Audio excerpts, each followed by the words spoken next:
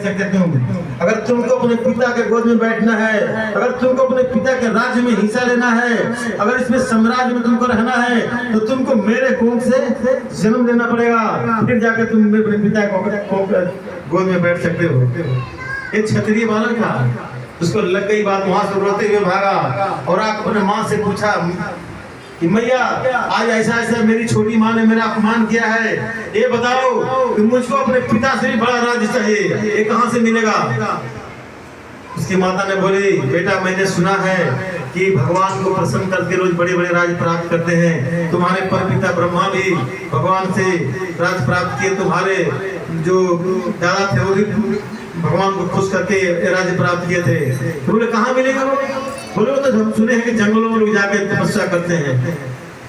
रात को ध्रुव महाराज ने क्या किया, अपने माता जी को सोते हुए प्रणाम करके और निकल गए। 5 साल का बालक जंगलों में चले गए, और जब गए तो उनको बीच में नारद जी मिले, और नारद जी ने बहुत समझाने का प्रयास किया, लेकिन जब नहीं समझे तो नारद जी ने एक मंत्र दिया उनको। कौन सा मंत्र दिए थे?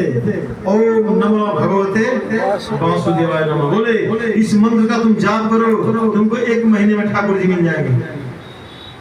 1 महीने तक जब जाप किए, जब ठाकुर जी नहीं मिले तो फिर नारद जी से पूछे कि प्रभु आप तो बोले थे 1 महीने में तो मिले नहीं।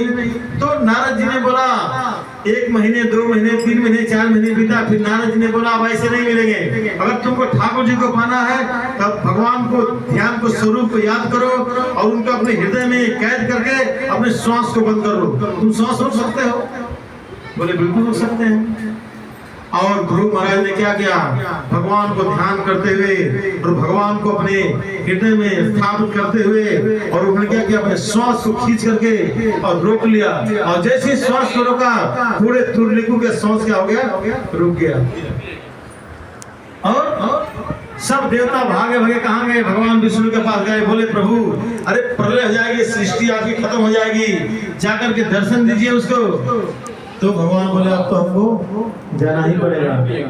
तब भगवान आए तो अपने संग को टच किए, बोले बेटा आंखें खोलो, पहले अपने श्वास को खोलो तुम।